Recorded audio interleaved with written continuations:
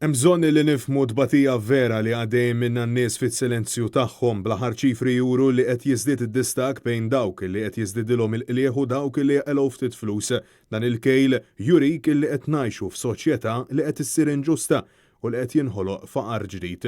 Sostna dan l-eks kap tal-Partit Nazzjonalista Adrian Delija waqt konferenza tal-aħbarijiet fejn flimkien ma' Clyde Puli u Graziella Gallia enfasizzaw li t-talent uman jibqa' l-bażi tal-futur ekonomiku u l-patt soċjali ġdid. Adrian Delija saħaq li qatt daqs dawn l-aħħar xhur kemm il-ħaddiema kif ukoll l-istudenti Maltin u Awċin ma ġew affaċċati b'inċertezza daqshekk abbundanti. Deputat Nazzjonalista insista li biex tibdel id-direzzjoni ekonomika tal-pajjiż trid tinvesti fuq l-aħjar riżorsa tal-Gżejjer Maltin it-talent uman.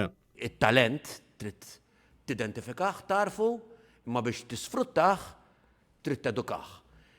Tkellem ukoll Clyde Puli kellim tal-Oppożizzjoni għall-Edukazzjoni illi insista li fil-budget tal-2021 il-Gvern Laburista ta' l-ġemp lil dan is-settur u saħaq illi dan il-qasam mhux qed jingħata l-importanza li tixraqlu u li l-edukaturi tagħna għandhom jingħataw kull sostenn possibbli. Filwaqt illi spjega illi pajjiżna għandu jitgħallem mill-esperjenza tal-pandemija għax jekk dan ma jsirx mhu ħankunu ħadna xejn li fqessim il-qalb.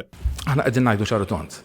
Ejja naħdmu fl-imkien, bħala soċjetà, bħala żewġ partiti, bħala gvern, bħala oppożizzjoni, bħala unions. U dik ukoll tkun parti minn dan il-patt soċjali. Min-naħa tagħha l-kandidata għall-elezzjoni ġenerali Graziella Gallia insistiet li l-Partit Nazzjonalista jinsab kommess li jassigura li jkollna soċjetà bilanċjata u għalhekk ser ikun qed jaħdem fuq patt soċjali ġdid. Hija saħqet li l-Partit Nazzjonalista ser jiffoka fuq il-kunċett tal-living income bilan illi kulħadd ikollu dħul diċenti u kwalità ta' ħajja aħjar. Graziella Gallia insistiet li l-Gvern irid jgħin b'mod deċiżiv lil dawk illi spiċċaw vittmi tas-soċjetà. M'għandniex inkasbru lid-dajja fl-ewwel il-fqir. Iżda minflok għandna nassiguraw li dawn il-persuni ikollhom ħajja deċenti u jingħataw l-opportunità biex joħorġu mill-istat li jkunu fih. Francesco Catania, għal Net News.